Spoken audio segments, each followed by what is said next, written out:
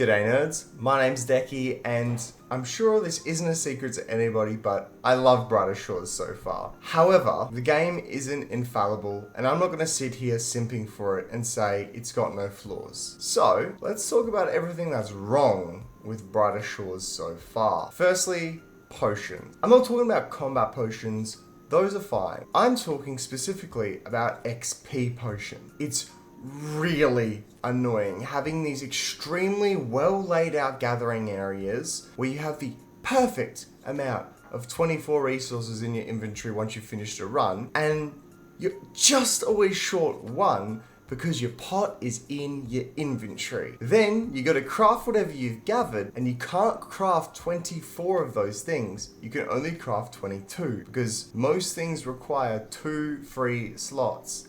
This just doesn't feel good as a player. There are 2 ways I think the devs can address this. Either put a potion slot in your tool belt that removes the pot from your inventory. Only 1 pot I think should be allowed to be here at a time. Or, and this is my preferred option, let me drink multiple pots at the same time.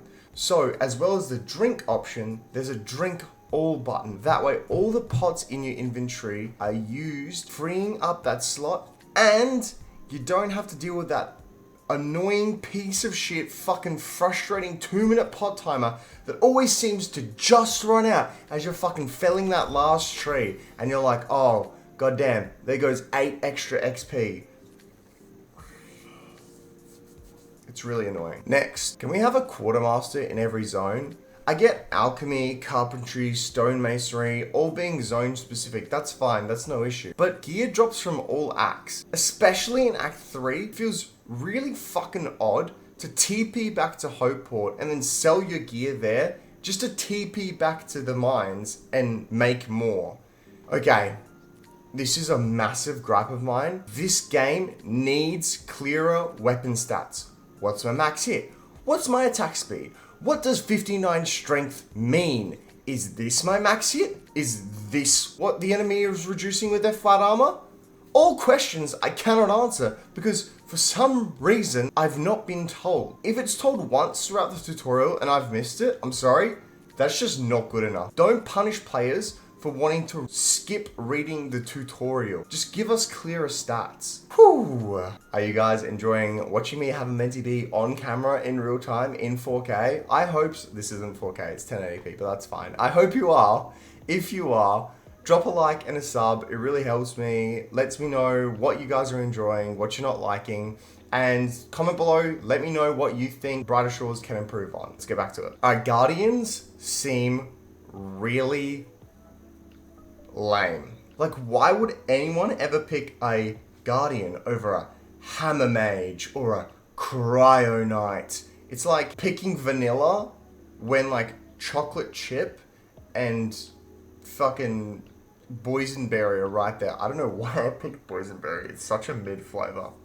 Anyways, like Hammer Mage and Cryo Knight feel like they have their own identity, whereas Guardian is like dirty man with bones, kills monsters. Give them something cool. Ram's horns on their fucking helmets or a skull mask. Something that makes them easily identifiable. Right now, they just look like any other noob walking through the forest. And their gear like could be so much cooler. Putting bones on your gear, that's fucking sick, dude. Okay, I wish my middle mouse button moved the camera.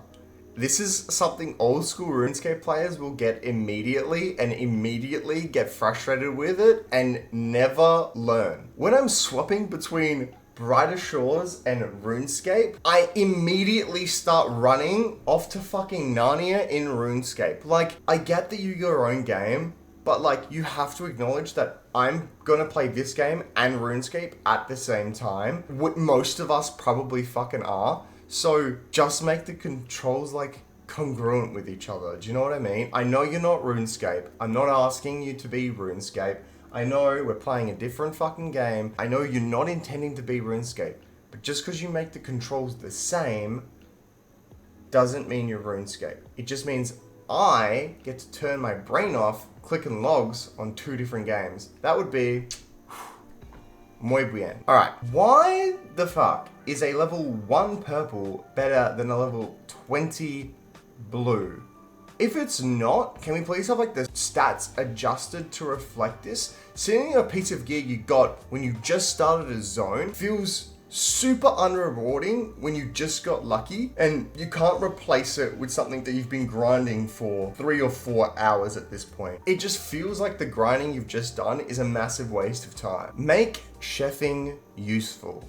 It feels like currently it's just a way to make money, and if that's the case, that's fine, but like, why not just do anything else? Practically everything else makes you money in this game. How about like a legitimate use for it? Like once you've completed an entire inventory of a type of food, you get a buff or something for an hour, like an increased efficacy of your potions for an hour by like 5%, or a small heal over time during combat, or your actions take like 0.3 seconds faster to complete. Something that makes me feel like I would want to do chefing. Maybe it becomes the best moneymaker later on, and maybe that's its niche, and that's fine, but it really isn't clear at this point. It doesn't feel like it makes more money than anything else, so why do I need to do bone right and blacksmithing as a hammer mage? Other than quest requirements, it seems really weird to do these. Let me inspect other players. I want to see how much this sweaty, fucking non-showering, fucking hasn't eaten, hasn't slept, has only been playing Brighter Shores for the past 4 days looking ass, what he's been doing. I want to know. I need to know. Because I'm competitive and kind of borderline sociopathic. Maybe this is a good time to introduce this when trading the leaderboards come out. I heard somewhere that it was 2 weeks. Somebody said that Andrew Gower posted on his Twitter, but I don't know if this is just like a perpetuated meme that somebody started and now we all believe it, but yeah, maybe this is something that could be implemented at that same time. One-click actions. Right-click already exists and it's perfect for doing past actions, or for making an AFK option, or for looking at the info on what you're clicking on. But if I'm going to click twice for every fucking arrowhead flounder that I have to catch, I'll lose my fucking mind. And that's pretty much everything I can think of that needs to be improved on Brighter Shores. Look, I really, really love the game. I cannot stress that enough. I just want it to be the best it can be. Hopefully this is a way for the devs to see what is annoying for us players with some constructive criticism feedback to give them. It's not about tearing down the game for no reason. I've seen plenty of bullshit, dog shit, 30-minute fucking Steam reviews that this says this game is bad or not great or don't play this. It's like, bro, you played for 30 fucking minutes. What do you mean don't play this game? You haven't played it yourself. Oh, I feel like people should be giving like at least 5 hours to this game before really making like a snap judgment on whether or not they like it. Even that might be too short, but I hate it when people tell me like, dude, gets good after like the first 50 hours, it gets so good. I'm not sticking 50 hours into a fucking game because that's where it gets good. No, it's not happening. I think it's important that we don't do that to people in Brighter Shores as well. If they don't enjoy it, they don't enjoy it. But like, fuck, man. Like half an hour and you write a review. Bro, you barely made your character and you just finished the tutorial. That's all you've done. Maybe not even finished the tutorial. Like, goddamn. Anyways, that's it from me. Have a great day. Stay sleepy.